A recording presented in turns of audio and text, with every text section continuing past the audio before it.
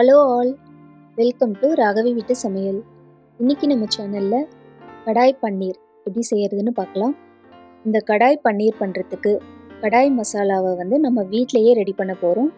Restaurant டேஸ்ட்டில் வீட்டிலையே சுலபமாக கடாய் பன்னீர் இந்த மசாலாவை யூஸ் பண்ணி எப்படி செய்கிறதுன்னு பார்க்கலாம். அதுக்கு முன்னாடி நம்ம சேனலை இப்போ தான் ஃபர்ஸ்ட் டைம் பார்க்குறீங்க அப்படின்னா ராகவி வீட்டு சமையலை சப்ஸ்கிரைப் பண்ணிக்கோங்க. கூடவே பெல் ஐக்கானையும் கிளிக் பண்ணிக்கோங்க. கடாய் மசாலா பண்ணுறதுக்கு ஒரு பேனில் ஒரு சின்ன துண்டு பட்டை சேர்த்துக்கோங்க. இது கூட 2 ஏலக்காய் சேர்த்துக்கோங்க.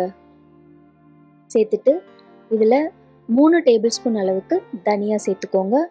சேர்த்துட்டு இதில் கலருக்காக நான் 2 காஷ்மீரி மிளகாய் சேர்த்துருக்கேன். இது கூட காரத்துக்கு தகுந்த மாதிரி 4 இல்லை 5 காஞ்ச மிளகாய் சேர்த்துக்கோங்க. சேர்த்துட்டு இது கூட 1/2 டேபிள் ஸ்பூன் அளவுக்கு சீரகம் சேர்த்துக்கோங்க. இது கூட 1 டீஸ்பூன் அளவுக்கு சோம்பு சேர்த்துக்கோங்க. அடுத்து 1/2 டீஸ்பூன் அளவுக்கு மிளகு சேர்த்துக்கோங்க. இப்போ இது எல்லாத்தையும் மிதமான சூட்டில் வறுத்து விடுங்க. 2 இல்லை ஒரு 3 நிமிஷம் போல் வறுத்து விட்டால் போதும். கருகிடக்கூடாது. ஸோ 2லேருந்து 3 நிமிஷம் போல் வறுத்துக்கோங்க. நல்லா வாசனை வர வரைக்கும் வறுத்து விட்டிங்கன்னா போதும். இப்போ பார்த்தீங்கன்னா நல்லா வறுபட்டு இருக்கு. இப்போ இது ஆறுனதும் இதை ஒரு மிக்சர் ஜாருக்கு மாற்றிக்கோங்க. மிக்சர் ஜாருக்கு மாற்றி இதை நல்லா பவுடர் பண்ணி தனியாக இதை எடுத்து வச்சுக்கோங்க. இந்த கடாய் மசாலா ரெடி ஆயிடுச்சு. இந்த மசாலாவை யூஸ் பண்ணி நம்ம கடாய் பன்னீர் எப்படி செய்யறதுன்னு பார்க்கலாம். கடாய் பன்னீர் பண்ணுறதுக்கு ஒரு பேனில் 1 டேபிள் ஸ்பூன் எண்ணெய் சேர்த்துக்கோங்க. இது கூட ஒரு சின்ன துண்டு பட்டர் சேர்த்துக்கோங்க. பட்டர் நல்லா உருகுனதும் இதில் க்யூப்ஸாக கட் பண்ணி வச்ச வெங்காயம் சேர்த்துக்கோங்க. ஒரு சின்ன சைஸ் வெங்காயம் நான் எடுத்திருக்கேன். இதை சேர்த்துட்டு இது கூடவே க்யூப்ஸாக கட் பண்ணி வச்ச குடமிளகாயும் சேர்த்துக்கோங்க. இந்த வெங்காயம் குடமிளகாய் இது ரெண்டையும் அந்த எண்ணெயிலேயே நல்லா வதக்கி விடுங்க. ஹீட்டை மீடியம் ஃப்ளேமில் வச்சு வதக்குங்க. கொஞ்சம் க்ரன்ச்சியாக தான் இருக்கணும். இது ரொம்ப வெந்துடக்கூடாது.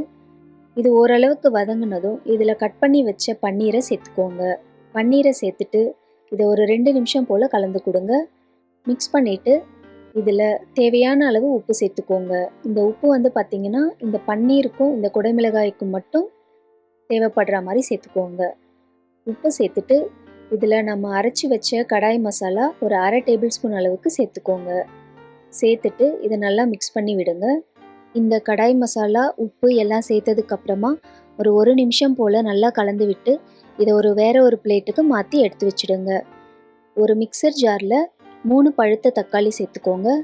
சேர்த்துட்டு இதில் 10 முந்திரி பருப்பை சுடுதண்ணியில் ஊற வச்சு எடுத்து வச்சுருக்கேன். இப்போ இதையும் அதில் சேர்த்துருங்க. சேர்த்துட்டு தண்ணி எதுவும் சேர்க்காம இதை நல்லா நைஸாக அரைச்சி எடுத்து வச்சுக்கோங்க. இப்போ நாம் பன்னீர் குடைமிளகாய் வதக்குன அதே பேனில் 2 டேபிள் ஸ்பூன் அளவுக்கு எண்ணெய் சேர்த்துக்கோங்க. இது கூட ஒரு சின்ன துண்டு பட்டர் சேர்த்துக்கோங்க. சேர்த்துட்டு இதில் ஒரு பெரிய வெங்காயத்தை பொடியாக நறுக்கி சேர்த்துக்கோங்க. சேர்த்து இது நல்லா கலந்து கொடுங்க. வெங்காயம் நல்லா சுருண்டு வர வரைக்கும் இதை நல்லா வதக்கி விடுங்க. வெங்காயம் நல்லா வதங்கினதும் இதில் 1 டேபிள் ஸ்பூன் அளவுக்கு இஞ்சி பூண்டு விழுது சேர்த்துக்கோங்க. இஞ்சி பூண்டு சேர்த்துட்டு 1 நிமிஷம் போல் நல்லா கலந்து கொடுங்க. இஞ்சி பூண்டோட பச்சை வாசனை போகிற வரைக்கும் வதக்கி விடுங்க. இப்போ இதில் நம்ம அரைச்சி வச்ச தக்காளி விழுதை சேர்த்துக்கோங்க. தக்காளி விழுது சேர்த்ததுக்கப்புறமா இதை மீடியம் ஃப்ளேமில் ஒரு 5லேருந்து 8 நிமிஷம் போல் நல்லா கலந்து கொடுங்க. இது நல்லா எண்ணெய் பிரிஞ்சு இந்த மசாலா நல்லா குக் ஆகணும். இப்போ பார்த்தீங்கன்னா நல்லா எண்ணெய் பிரிஞ்சு இந்த வெங்காயம் தக்காளி மசாலா நல்லா குக் ஆகிருக்கு. இது நல்லா குக் ஆனதும் நம்ம அரைச்சி வச்ச கடாய் மசாலாவை 1 டேபிள் ஸ்பூன் அளவுக்கு சேர்த்துக்கோங்க.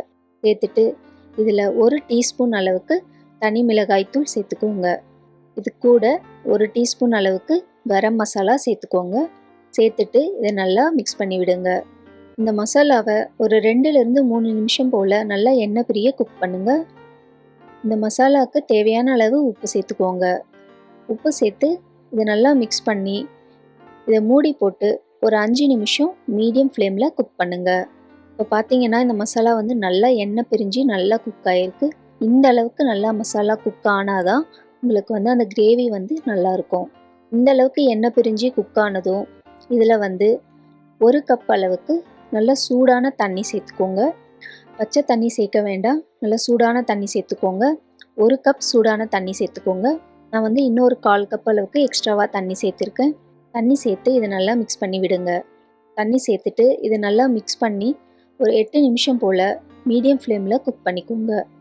பார்த்திங்கன்னா கிரேவி வந்து இந்த மாதிரி தான் இருக்கணும். ஸோ இந்த அளவுக்கு கன்சிஸ்டன்சி கரெக்டாக வந்ததும் இதில் நம்ம வதக்கி வச்ச பன்னீர் குடைமிளகாயை வந்து இதில் சேர்த்துக்கோங்க. சேர்த்துட்டு இதை நல்லா மசாலாவோட நல்லா மிக்ஸ் பண்ணி விடுங்க. மிக்ஸ் பண்ணி ஒரு 2 நிமிஷம் இந்த மசாலாவோட நல்லா வேக விடுங்க. பன்னீர் குடைமிளகாய் மசாலா நல்லா மிக்ஸ் ஆனதும் இதில் கடைசியாக கொஞ்சம் கஸ்தூரி மேத்தி சேர்த்துக்கோங்க. கஸ்தூரி மேத்தி சேர்த்துட்டு இதில் கடைசியாக 1/4 கப் அளவுக்கு ஃப்ரெஷ் க்ரீம் சேர்த்துக்கோங்க. ஃப்ரெஷ் க்ரீம் சேர்த்து நல்லா மிக்ஸ் பண்ணி விடுங்க. மிக்ஸ் பண்ணிவிட்டு இதை ஒரு மூடி போட்டு லோ ஃப்ளேமில் 5 நிமிஷம் குக் பண்ணுங்கள். 5 நிமிஷம் கழித்து திறந்து பாருங்கள். கடாய் பன்னீர் சூப்பராக ரெடி ஆகிருக்கும். அவ்வளோதாங்க. கடைசியாக கொஞ்சமாக கொத்தமல்லி இலை போட்டு ஸ்டவ்வை ஆஃப் பண்ணிவிடுங்க. இந்த கடாய் பன்னீர் சப்பாத்தி, நான், பரோட்டான்னு எல்லாத்தோடையும் வச்சு சாப்பிட சூப்பராக இருக்கும். கண்டிப்பாக ட்ரை பண்ணி பாருங்கள். இந்த வீடியோ உங்களுக்கு பிடிச்சிருந்தா மறக்காமல் லைக் பண்ணி ஷேர் பண்ணுங்கள். ராகவி வீட்டு சமையலை சப்ஸ்கிரைப் பண்ணிக்கோங்க. தேங்க்ஸ் ஃபார் வாட்சிங்.